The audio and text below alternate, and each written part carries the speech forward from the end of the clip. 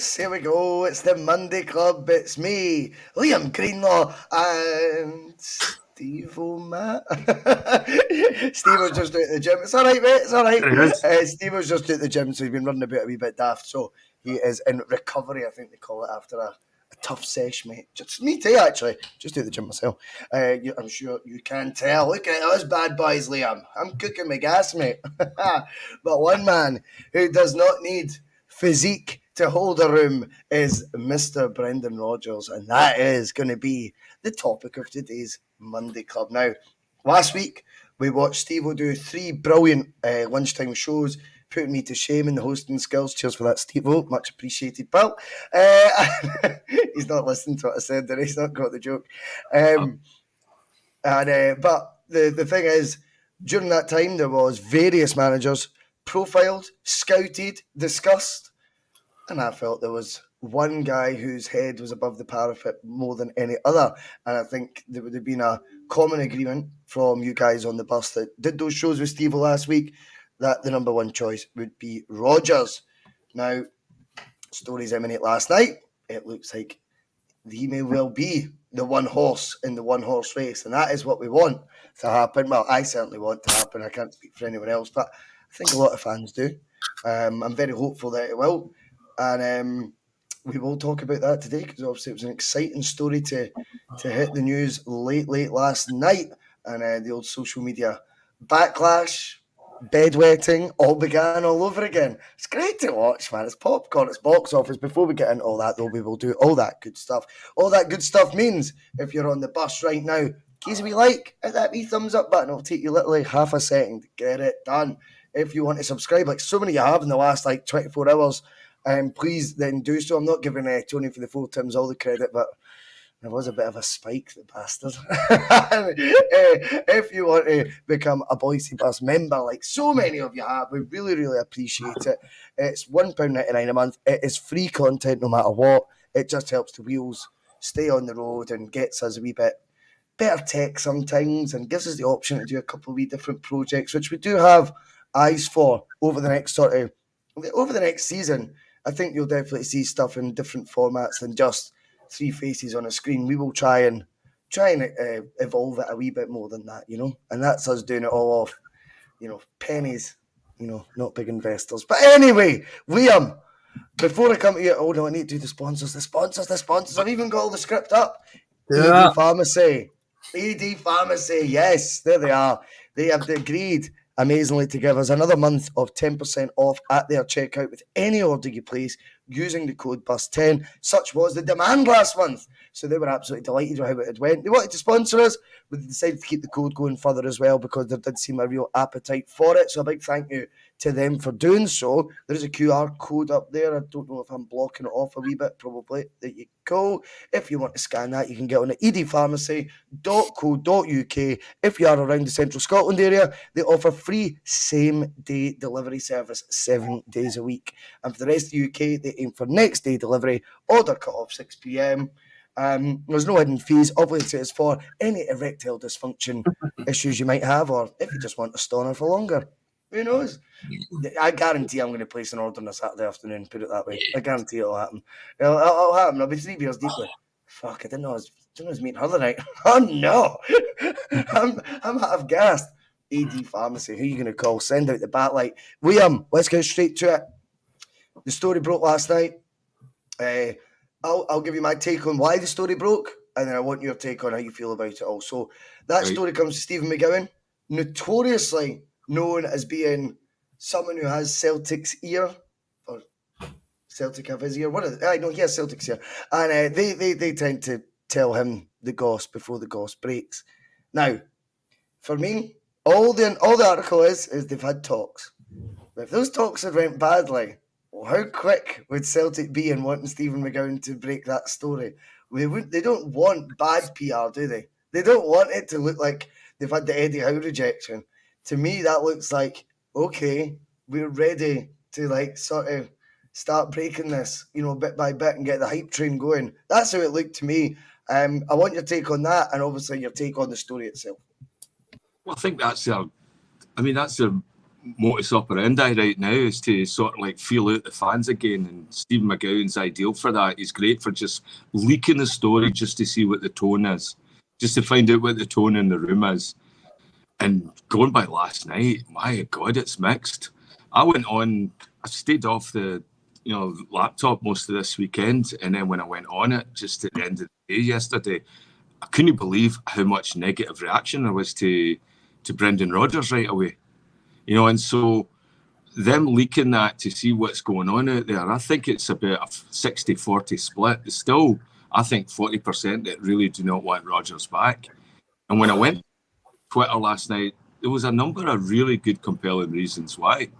And for all the reasons that we have that we wanted them back, there's a lot of people that are really fixed in their position that they don't want him back for a number of different reasons.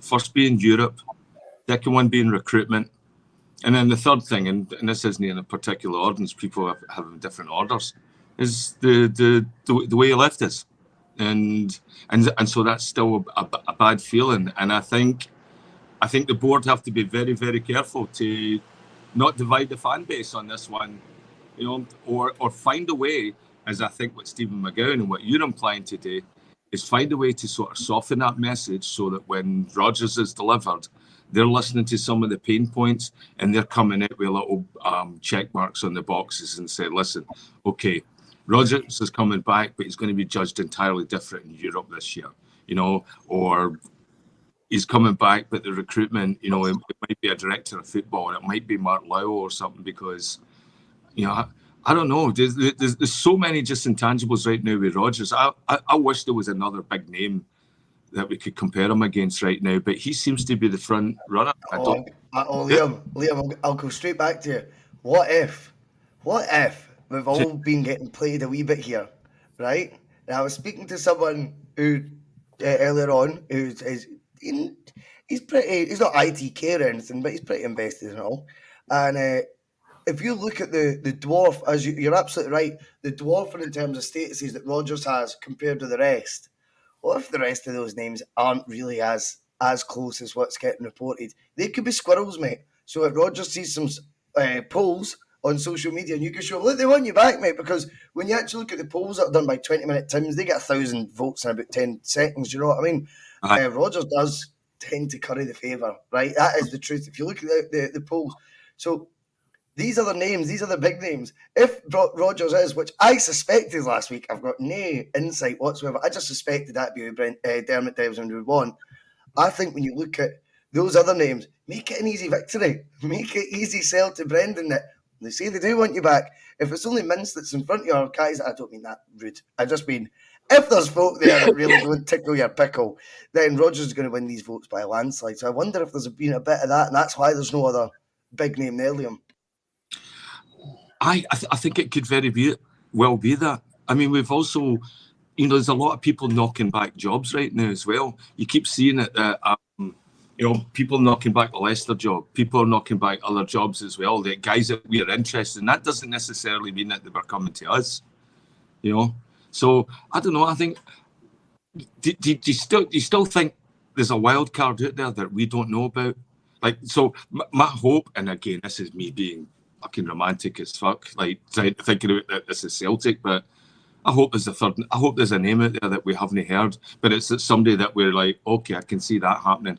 And right now, it's really hard to imagine who that name is. Usually we've got all sorts of great managers out there, available for work and jobs and that, and it just doesn't seem to be that this time. It's like we're going back to the same formula. It's, people that have beat us or that we've played against and we know marginally from like setting up a team against them, and or people that we have a previous relationship with, either through guys like Brendan or people through the City group, and it seems to be only those three avenues right now. And I don't know, it'll be interesting to see just what happens. I'm hoping, I'm not as much against the guy for the City group as everybody else. I thought on paper he looked okay. I know he had that dodgy time at Parma, but Parma was a basket case of a club at that point. But the thing that we're looking for right now, and we're always going to look at managers coming in, is we're going to look at their record and say, well, they come from a winning culture.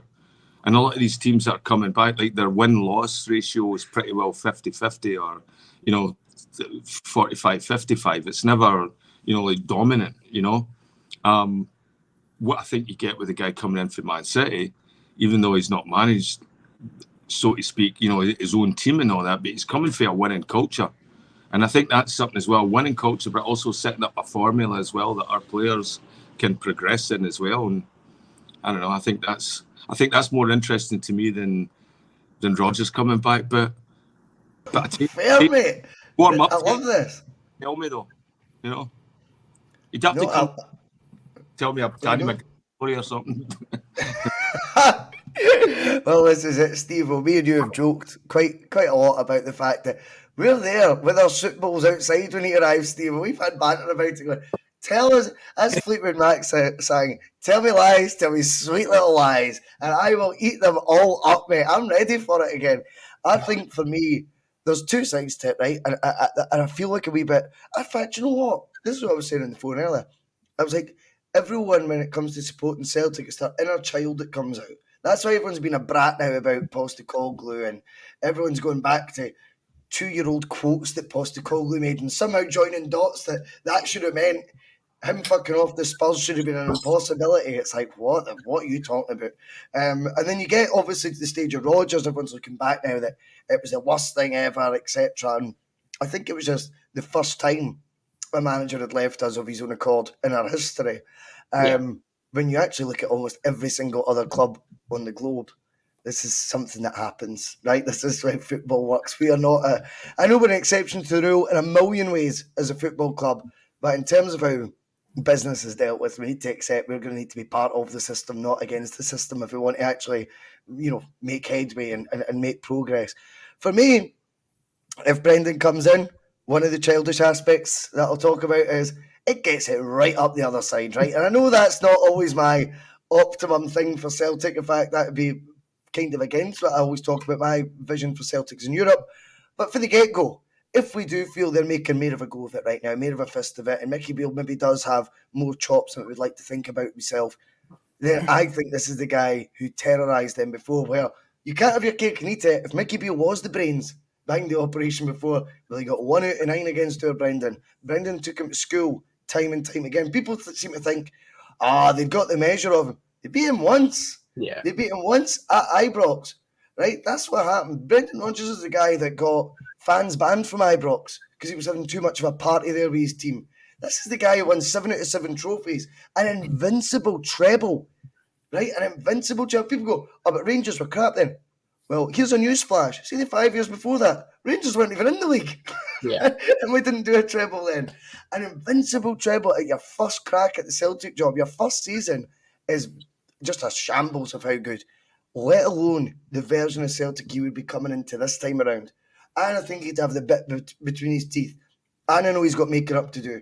I think this is, to me, I think you see that. And the fact he's in Mallorca too, Steve, if you allow me one more childish thought, that tells me that tan's going to be right topped up. He'll be rocking it in that Celtic tie. And whether some of the naysayers, and I actually love Liam's argument for it, by the way, that's totally fair. But the other ones that are just being catty about it and stuff, they might not want to admit it, right? But see the wee feels you get in your tummy. See when Brendan walks out with it doesn't need to be fake bait, the Mallorca tan, the Celtic tie on, and he starts feeding us all his shite again, they'll go, okay, this is giddy. They won't say it on Twitter, they'll stick to their guns. They won't back down, they'll double down.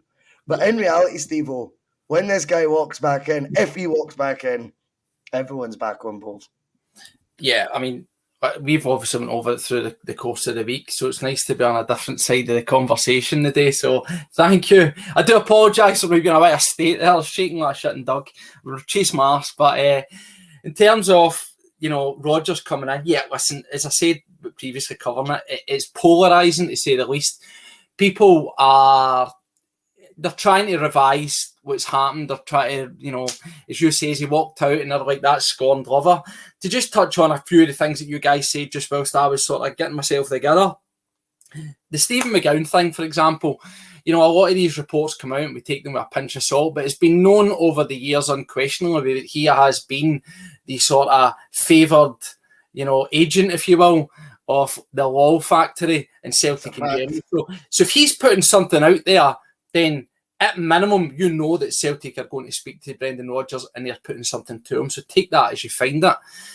The one thing I saw, and I don't know if you saw it today, that sums up the sort of mood lighting of this, is Peter Martin puts out a tweet today, which is quite frankly embarrassing, where he talks about people have short memories and, you know, it's about turgid football and player revolt and all this kind of stuff. And I'm seeing a lot of stuff as well with people saying about Rodgers off. Do you know why he done that? Do you know why he's done that? I don't know, but I mean, what's it because Lenny's his pal? I don't know. I'll tell you. Because he said there's not a chance in China that Rodgers will come back. And when he finds out he's been... This is what these pricks all do. They act like they know. They say things matter of fact. He's as bad as some of the fan media podcasters, Steve-O. So Peter Martin went, oh, Brendan Rodgers won't be coming back to Celtic. So see, because he said that, now he's seen that Stephen McGowan article, he now needs to bring up all the negatives if he does come back. The reality is, Peter, you acted a smart arse, you thought you knew stuff, folk feed you pish, you talk shite, and that is the reality. Stop telling folk facts if you don't know it to be a fact. Just give your opinion. That's all you need to do. You see, the thing is with Rodgers, for me, coming back in, and I certainly hope he is the one to do it. I said previously, if these allowances that were supposedly given to Ange, which is 30, 35 million, all yada, yada, yada. See if that is part of a package to get him in the door. My argument was, can you imagine Brendan Rodgers with actual money to spend? Now, I keep getting this thrown back at me when I'm talking about it. Oh, but if you look at his signings over the time, they were nonsense. Now, listen, I'll rhyme off some of you. Tell me, do you think he honestly had anything to do with these? Kouassi, Sved, Malumbu, Hendry, Benyu, Morgan, Perez, Gutman, Bayo, Comper. Come on, listen. But then you look at who did he actually sign? Sinclair, Edward, Dembele, and Cham, Hayes, De Vries. I mean, bar De Vries, you could argue they were all pretty damn good. Then did he have a hand in Gamboa? Maybe. Is it Gary come back? Maybe. Buck and Weir? Maybe. You know, maybes are the things here. I don't think, was Weir even with? No, I don't think Weir was with him, was he? But my point is when you look at his first season and the guys that he brought in, and then into the start of his second season, it was pretty much quality. It was when he get the garbage that folks started to fall out with him. So I think, listen, no, he needs to be the one. He's the outstanding candidate. If Celtic are going over there to speak to him, I would say we should be hearing pretty quickly if he's going to take it, because let's face it, it's not an interview, is it? It's a, here's what we're offering you, and it's yes or no, take it or leave it.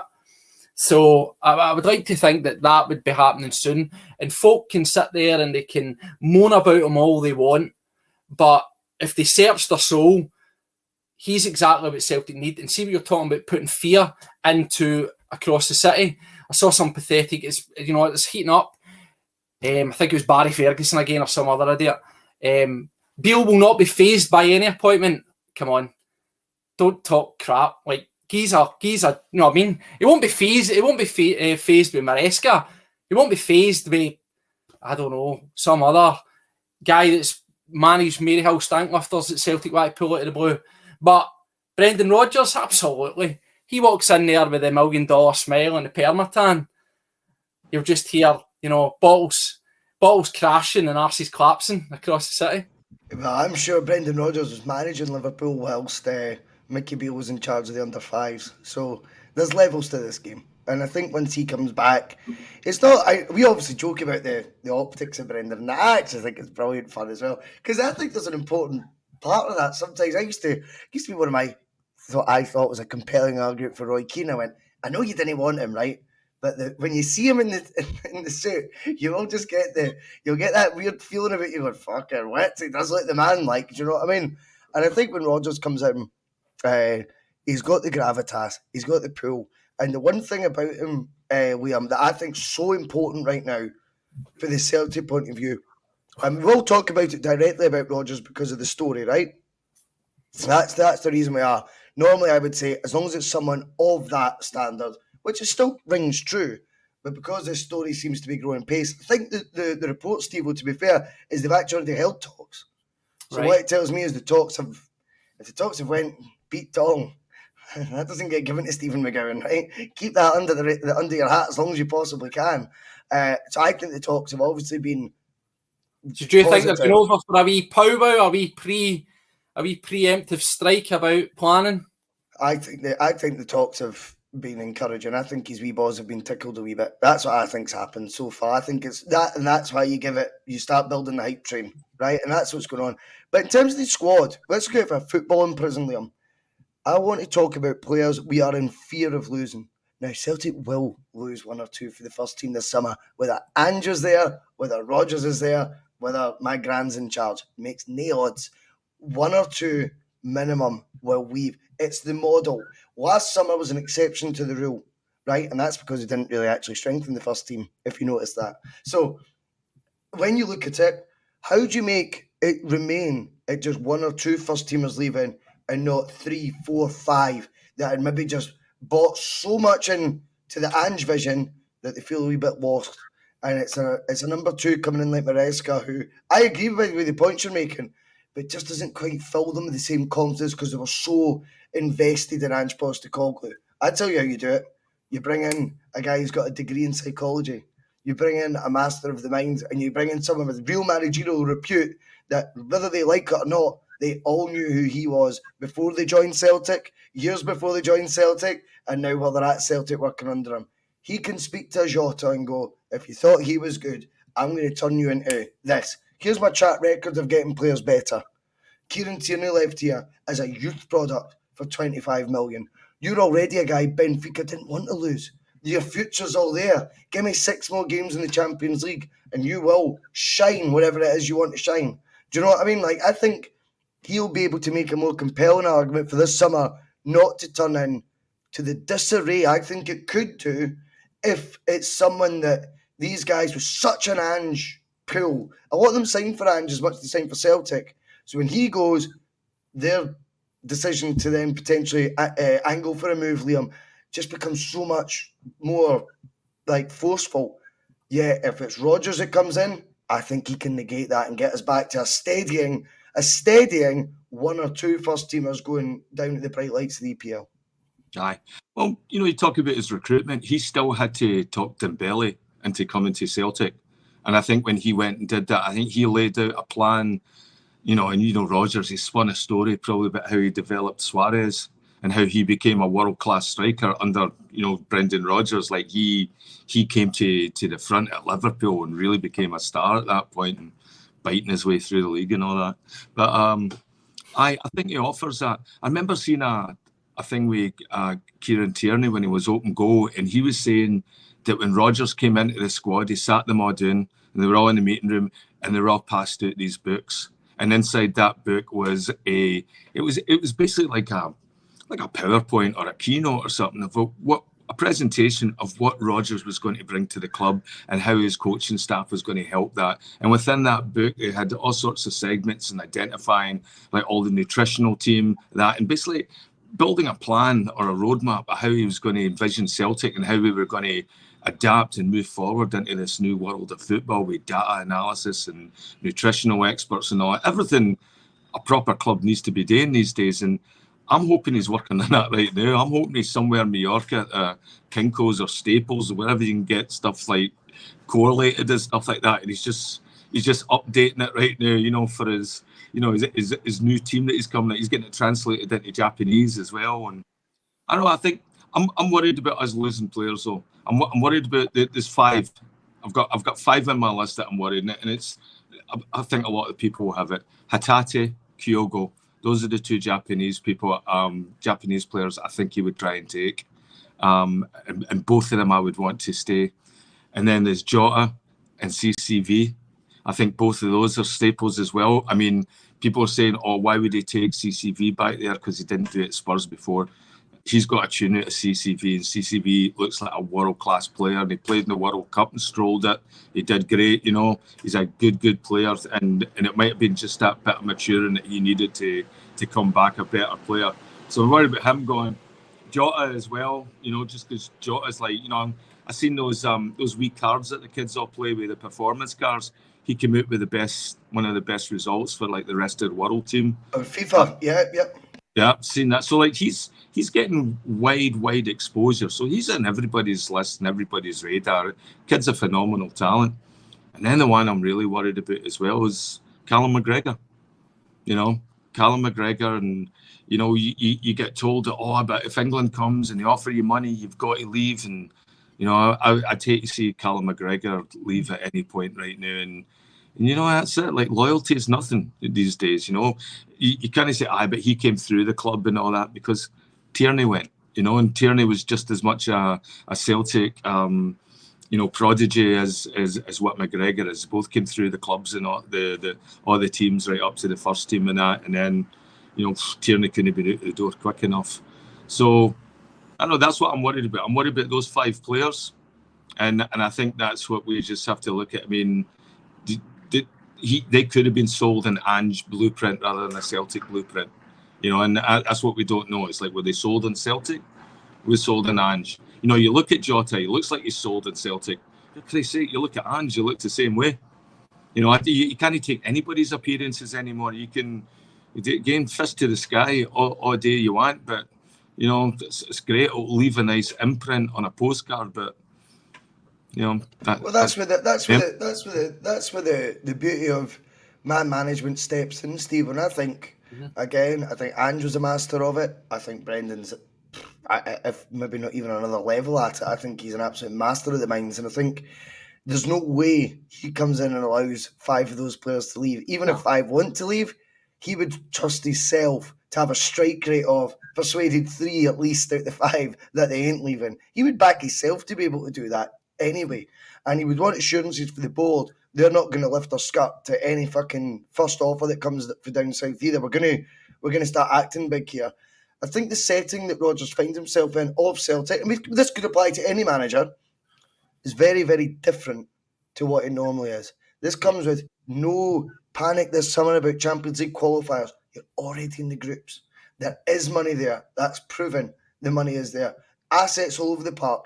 If one really is wanting to go, it's no great loss. We can actually push and get the maximum, optimum fee we want for them. Have a go at this, mate. That's the way I see it. I think this time he's coming in going, wow, we are building for a position of real strength.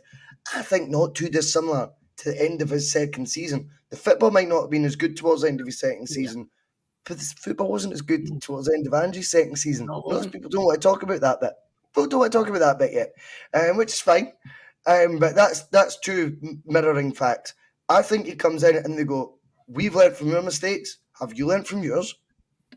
I'm relaxed around the thought of Rodgers coming in. Obviously, at this moment in time, nothing's a guarantee. So, temper expectation as much as it looks it's going in the right direction. But as I said time and time again, Celtic need a manager that when he walks in, players and fans go, yes, I'll have some of that.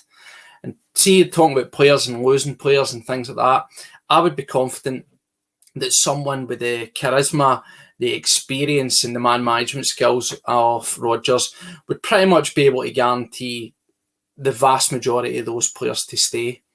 As you say, the one thing that folk, whether they like it or hate it about him, is he can be a wee bit of a Walter Mitty type at times, you know what I mean? And he can spin a yarn and he can tell a great story. But one thing he's great at doing is making players believe in themselves and selling them a vision. You don't have to watch some of the documentary things and you listen to his chat. It's whether you like it or hate it, it's very good and it's very effective. He's very direct and he invests in players. And he would be looking at these guys and saying, listen, I will develop you Champions League another season, but we also need to get realistic that probably if those players stay, they're moving on next summer. It's probably going to happen. Let's get on board with it and accept it. But I also think it would be probably, maybe wide is the word, enough to turn around and say to the likes of a Kyogo or whoever it may be, you want to get down and you want to go to your ex-boss, you want to get down there and you want to take a gamble on a team that are in turmoil, and very great as well. He might not be there in a couple of months. He might not be there come the end of the season. So do you really want to get down there and gamble that up as well? Or do you want to sit here and wait it out for another season with me? And guess what? He might have done all right. And then see if that's the case and you want to get in there, and on you go. But don't risk it right now. So I think he would be quite smart in looking at it that way. But, listen, I think he'll also develop his own players. He'll bring in his own players. And I think there'll be some players there that, let's face it, if they want to go, I'd be happy for him to go. And if he was getting given the appropriate funds, I would be more than, the belief that he would be able to replace him suitably. So there is going to be change across the board, and folk just need to get on board with it no matter what happens. No, totally right. And one of the points that Steve was making, there's going to be a lot of narratives, and Liam, you spoke about it at the top of the show. I think there's a more majority than 60-40, if you want my take. I think the majority is higher that want Rodgers. That might be me just looking at it through my lens. You're looking at it through yours. Fair enough. The truth always is in the middle. We'll call it 65-35, and that's it, right? I think as well, sometimes one of the chinks in the armour, if you're in the minority that don't want him, would be the transfer record. I think Steve was absolutely spot on in what he said at the start of the show. Look at some of those names and then look at Rodgers and tell me you think he's signed him. And tell me with a straight face that he might be the manager. No danger was his idea of going in for a third Champions League qualification route, having achieved it 2 years in a row. Am I right in thinking the only Celtic manager to navigate more than one Champions League qualification round 2 years in a row? I think he did. Was it 2 or 3 in his first year, and then definitely 2 in his second year? 2 and 2?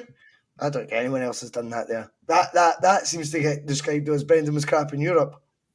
I would say he's ticked his, see your whatever your what's that phrase that you use in business? Your demands. What's it called? KPIs. That's them ticked already, right? It's different teams. Sorry, jump in. It's different teams, but let's look at how we performed, right? Do you think in Ange Postecoglou's team we've got the results against Man City home and away that he did? I think it gets slaughtered. There you go. I agree. So no, I don't know if he got slaughtered, but I think what I would say is it is an achievement nonetheless because no one else has done that, Yeah. And so I think in those, when you then go into the third one, Liam, with credit in the bank, money in the bank, because it was 2 years of 100 million turnover out of nowhere, and suddenly you're offered Yusuf Malumbu on a free transfer on deadline day from Kilmarnock. Yeah. And anyone wants to tell you and list that as a Brendan Rodgers signing, I think you're pissing in the wind there, to be honest with you. I think that's nonsense. I think the chink in the armour in the recruitment, I think goes back to his Liverpool days, where they got 80, 90 million it was for Suarez, and that seemed to get spent by a transfer committee that I have no doubt Brendan was at the head of, and it seemed to get frittered on a lot of players. I know Coutinho was at 8 million quid and they sold him for 158. Folk don't want to focus on that one because I actually paid back all the other players as well, and then some. But notwithstanding that, it didn't look much of a compelling use of money. I think, though, when you actually look, when you did spend money at Celtic, the 9 million of Edward, we doubled it. Then you look at the £2.5 million for Sinclair. Okay, left in a free, left with fucking nearly 100 goals for the wing. Yep. In 2.5 seasons, effectively, because he wasn't really getting used towards the end of his third. And he was, what a signing that, we've inspired. I think he then transforms players that are already there as well into even better. Now, the thought of some of these guys that we've all fell in love with, if you want to call it that, over the last 2 years, becoming better, shouldn't be, that's not possible, just because Ange got the best out of them. Why shouldn't Rodgers be able to do that? If that's what one of his key traits are, then let him do it. But don't also be too fearful of what he would do if there is a proper kitty this time for him, for the first time in his Celtic reign, to go out and spend. Because I've got a feeling the guys he wanted in his last time is the ones he didn't get, and the guys that was put or thrust upon him were the ones that he ended up with. I don't think it's fair to tar him with the brush that, with as harshly as it is, that his transfer record at Celtic was as abysmal as being played out.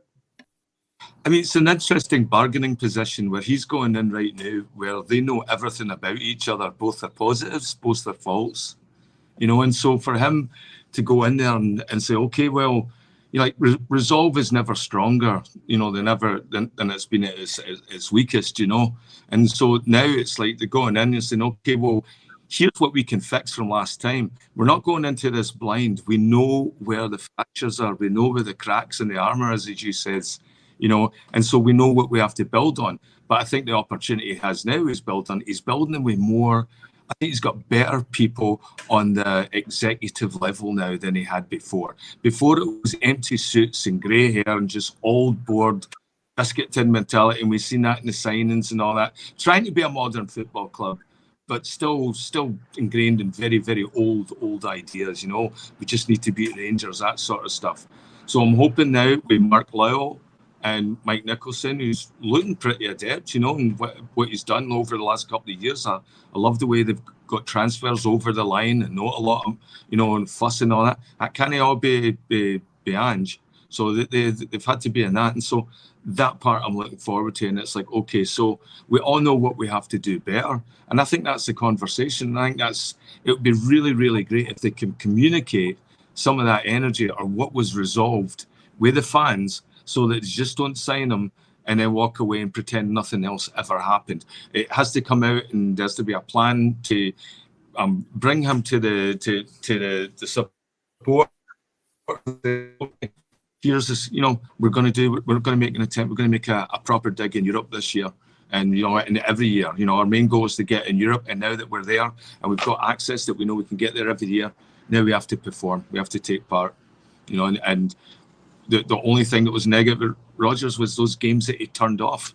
And it looked like games he was turned off. There was a petulance in one of the games, the PSG game, where we played players, you know, that with no right being on the part. He started Anthony Ralston up against Neymar, who'd never played a game before. You know, like, what a game to throw into, you know. And so taking those humpings, you know, Callum McGregor left back at Ibrox.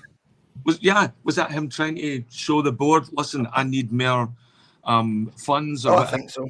I think so.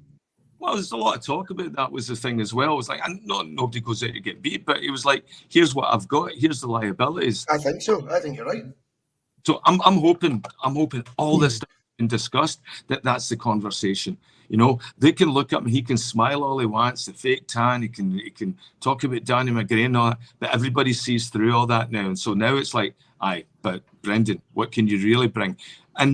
And he still has a lot to bring to the table. So that's a great conversation to have, because, again, we're going into something and we've got a chance to make it better rather than just the continuity of what went before. It's like, all right, let's reset and see if we can bring him in. And like a 25% Brendan Rodgers that's committed, that understands, you know, what the pitfalls were the last time. He was very, very successful last time. And it's like, okay, how do we keep that going so that now that we build this into something bigger? And we'll see. You know? I agree with that. I think interesting. I mean, left back Callum McGregor playing there, for example, it is an absolute highlight to this is what I've got to deal with. Interesting, the next summer we signed 2 left backs. Mm-hmm. You know, so who was proven right there? We're just playing devil's advocate. You know, we ended up signing 2 left backs. I think there was another one. There's a few silly stories that were going around there. I think, was there not Boyata was £9 million bid for Fulham, and Rodgers wanted this time to sell, and the board said no because they didn't want to then fund the move for, I think it was a guy called Piccini, that would have cost circa the same, so a wee bit less, but when you add in the wages, not that, a wee bit more. And they were actually more content just going, stick with what you've got. Stick with what you've got. And I think that sort of thing shows. Now, here's my timeline of events, Steve-O. Now, Rodgers left, was a rat. Lennon comes in, is now on the board. Focus on the board. Narrative swings a wee bit. And it's suddenly, well, we can now begin to see why Rodgers maybe wanted to leave. That seemed to be the sort of, there seemed to be a more balancing of the books of the story, right? Then, Lennon leaves, and it's now all out, sack the board. Ange comes in. After a year, we have the worst summer transfer window to tool a team up for guaranteed group stage football in the history probably of European football, right? When you've got money there, and no player that you sign starts a game in the Champions League apart from the one you get rid of 6 months later. In fact, he started all 6. Yeah, that's how unconvinced you were by him, the manager was by him, that he left after 6 months. But now you're told, but when you complained about that, you're saying, this can't be on the board have changed, he's a non-exec chairman now. Then he goes full circle, and people say, well, the same problems will still be there, though, between Rodgers and the board. Well, that's funny, because you told me last summer it's a different board makeup. Things have changed. Michael Nicholson's at the wheel. Mark Lawwell's now in there. Peter Lobo's not even a chairman, he's a non-executive chairman. See if that's all true. What the fuck are we worrying about issues for before then between Rodgers and the board? Because remember, this is a new Celtic board. They can't have their cake and eat it. Last summer it was because we'd won games, I was ridiculed because I'd said I'd keep an eye on the board looking at that transfer recruitment. I just listed all the players and the money involved and thought, is that really tooling up a group stage football? Proven right. That's not me trying to be a smart ass after the event. It was just glaringly obvious when you just took the green tinted specs off. All I said was keep an eye on the board. Now, and at that time, the reason I was ridiculed was, but it's completely different now. Everything's changed. Now, though, if Rodgers comes back, everyone's worried about Rodgers having the same issues. Well, why would he have the same issues with a different board, Steve-O? Square that circle for me. Because now I'm getting a wee bit lost in this riddle. No, I think, to be honest with you, it's knee-jerk reactions. It's the same thing with the instant reaction to seeing Lol being back in any capacity, where it says executive, non-executive, or just hanging about. Knee-jerk reaction. Oh, Jackie Marcus is saying, oh, that's Lol. Juranovic is sold, that's Lol. Isn't it? Maybe it was just Ange was like, fuck you, you're away. You know, let's face it. You know, it is. Time will tell. And I know folk don't like that because it sounds like giving it a pass. But the reality is, in my opinion, if Brendan Rodgers comes back, if he's the one come a week's time or whatever, standing on the pitch with a scarf above his head, then you can put in all your theories about Lol. Because, in my opinion, there is no way he's coming back if it's the status quo for last time. He'll have been laid out assurances by Nicholson and, more importantly, by Dermot Desmond, who, let's face it, is the man. It's just very quickly, just literally topping up your story. It's Nicholson who's went to Mallorca. That is the story. Yeah.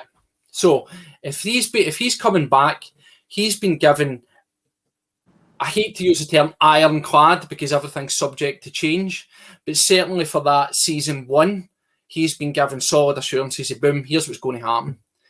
And if that's, as I says, we look at the squad we've got, it's a good foundation. Talking about getting tooled up, if we're going to say that's 30 million, that's a good point. But what people also forget about Rodgers, and it gets a bad rep, is think of the players that he actually levelled up at Celtic. You know, you've got, where do you start? Lustig, Tierney, who else? Flicking through them here. Scott Brown, Armstrong. You know, Forrest, these guys arguably had their best years under Rodgers. Some of the performances. Undeniably. So if you have to look at the quality of those players, right? If he can do similar, he can level up guys that, and I know folk will say, how can you possibly do that? But if he can level up, say, Hatate, or make Iwata that better all-round player, similarly what he done with Armstrong, if he can maybe, dare I say it, get a tune out of somebody like Bernabe, you know, then where do you take it for there? Even guys like Boyata, who went for garbage to people didn't want to sell him. I mean, I know he still had a mistake in him, but in terms of getting tooled up and getting prepared, there's a lot of value in what he can do. And we spoke about it earlier about instilling a confidence in improving players. There's a lot of players who I think do need improved at Celtic. And I just feel that with his knowledge and his ability, he can kick them on. I see a lot of people saying about different style of play, slower style of play. Maybe, but, you know, it's until we see what he could offer, we don't know that it's going to be back to the way it was. You know, he's a couple of years down the line in his development, been at another club. He might come back with new tricks. Aye. Totally agree with that. What are you going to say, Liam, when you go? Oh, no, I agree with that entirely, Steve. That's what I'm thinking. It's a chance to come back and reset and come back more and improved. I've hired people before. I've had people, when I worked in advertising, you'd get people that would jump all the time. It was like a team, they'd want to go to a different agency because there was different opportunities there, different clients and stuff like that. And there was a lot where I brought people back. But each time it was a good chance to, before we started again, it was to sit down and say, okay, here's what we can improve on from last time. Here's what I really like that you brought to the table. I'd want to see more of. All that sort of things. And then here's what, you know, what I can offer to you as well, so that you don't feel you have to leave again. And I think that's part of the opportunity we have now with Rodgers, is we've got a chance to take someone that's at a really high level and just sort of adjust, just to make him the best Rodgers we can possibly get. And I think that's the opportunity. And, you know, that should give us hope. I mean, we're still going into this. I still think we're heavy favourites going into this league next year, you know, and with Rodgers as well. Yeah, that doesn't change, you know. I mean, that makes us heavy favourites, I think. It gives us consistency, you know. I agree with that. I think Celtic, in terms of, if you look at the two clubs and the position they're in right now, Mickey Beale really will be doing that scraping the barrel route this year, where he's trying to get guys as low ball as possible. The majority, I would imagine, will come from down south. I'm sure there'll be the odd one that will surprise us. But in terms of what their capabilities are in this window compared to what ours are, is night and day, right? No matter who's in charge of Celtic, there's a complete gulf in terms of what the two clubs can go for in terms of market value, and that, of course, levels us to be favourites. I think, though, the one thing you would say is there will be a continuity with him having been put in the door. He's been in the door 6-7 months now, so there's a bit of stability there in terms of that. There's a bit of nothing that he's put into the board this summer will come as a surprise. This will have been months and months of discussion, and it's all kind of well thought out. He'll know the limits he's got. You'll probably go, "You bastard, this is worse than I thought." But at times, I think they've probably had all these conversations over the months. They're kind of prepared going into this summer. Whereas right now, obviously, we're still stepping into an unknown. That's what changes it. I mean, you're in the unknown. What you want straight away is clarity. You want a direction, and you want the right guy. I think if Rodgers is available in the here and now, I've seen Patrick McGougher in the comments earlier suggesting, would he be able to start work till the 1st of July? Well, Ange doesn't start till the 1st of July at Spurs, right? But Hatati's been linked to Spurs today. Who cares what the date is, right? They start work when they decide they've started work. He's not going to just spend another 3 weeks in Mallorca. I'll just leave them to it for the next 3 weeks. Bhoycie, can I just ask you on that? If you don't mind, can I just ask you? See that? Let's just say he signs up and he says it comes out. Signed up and he'll start on the 2nd of July.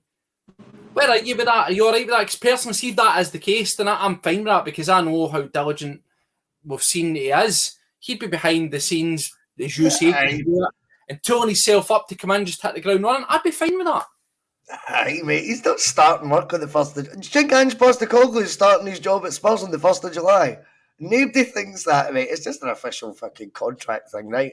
He is 100%. Ange is already working. That's how you start seeing links. I mean, the Tati link they would have came up with anyway, but it wouldn't surprise you if he's already handed a list to the Spurs chairman of players that he wants. You know, these guys start working. We were talking about this before. With Tony yesterday. Tony's like, see, the thing is, if you want an elite manager, get it in your head that these guys are career-driven, ambitious as fuck people. This is their life. This is what they do. This is all they care about. This is where they want to go. They're quite self-driven. They're quite selfish at times, I'm sure, in their life, and they've got to make sacrifices for family life and social life and stuff. All they want is their career. They don't take 3 weeks off, mate, when they've got a new job before they start. So, yes, what I know you're saying, though, is, well, some folk go, oh, that's a bit fucking, what's happening here? It'll just be a contractual thing with his previous clubs, so he can get his proper paid up severance pay, etc., all up to speed. Everyone knows that, really. Anyone focused on those sort of dates, Steve would be pretty naive, no? Aye. It's, as I said, it's just because it's come in. Folk are saying, oh, we need to get them in right now. And as much as I agree, we need to get them right in now. What I mean with that is we need to know who it is. Not necessarily them sitting in an office at Lennoxtown. You know, it doesn't matter.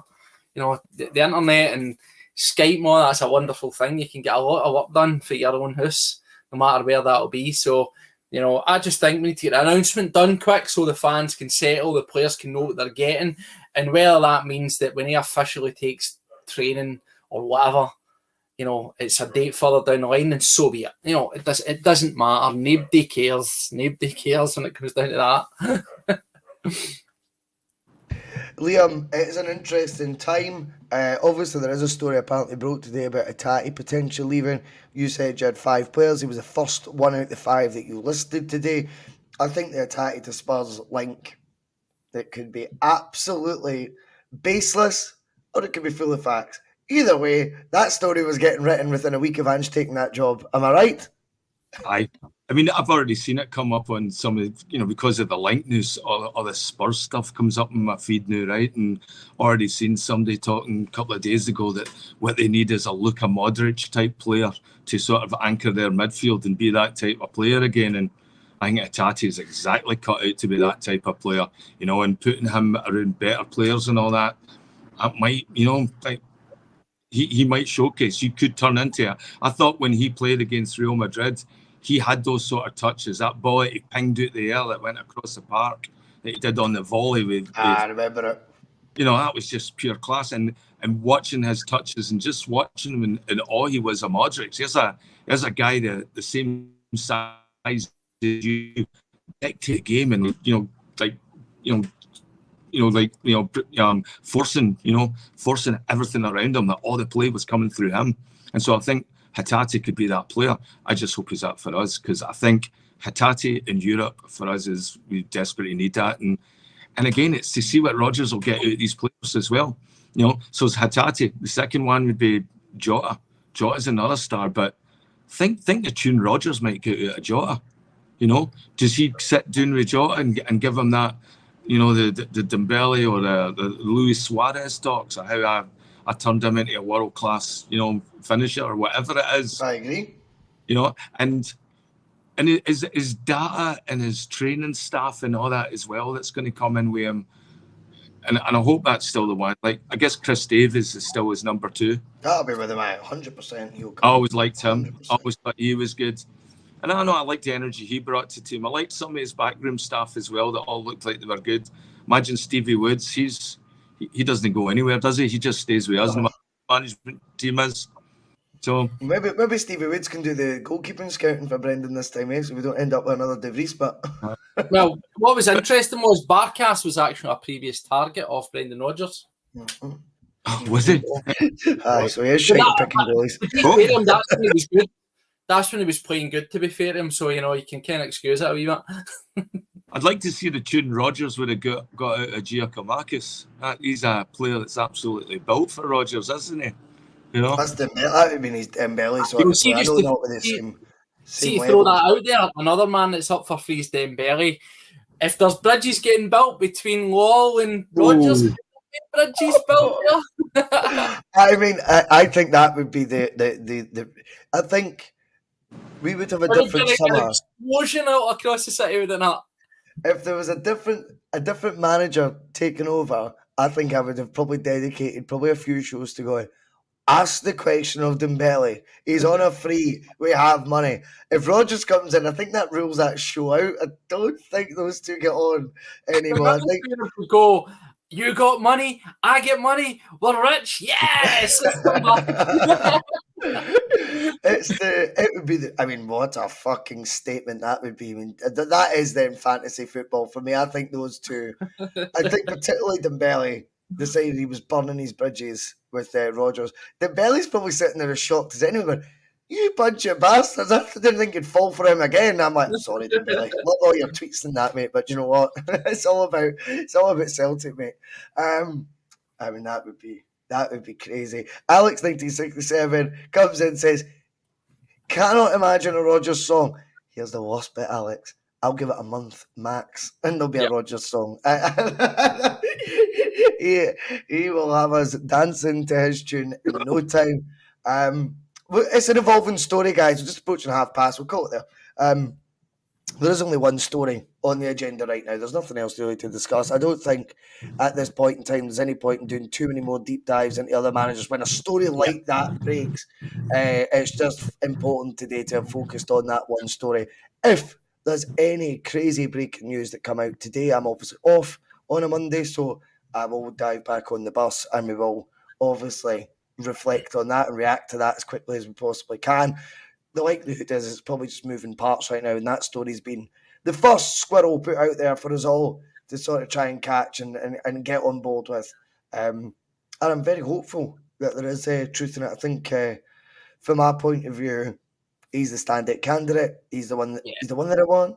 Get Big Brendan back in, get his fake tan out, get the Pelletito out, and get in an elite coach who, for all the caricatures that we make of him, let's get one thing right. He knows how to manage a successful winning Celtic side. Steve O'Matt, Liam Pumped Up Warlord. What time is it where you are the new pal? 6:30? 6:30, aye. Ready to start my day. You're a madman, mate. I really appreciate it so much. Thank you. Steve-O, as always, straight out the gym, straight onto the bus. Love it. Cheers, guys. Cheers, guys.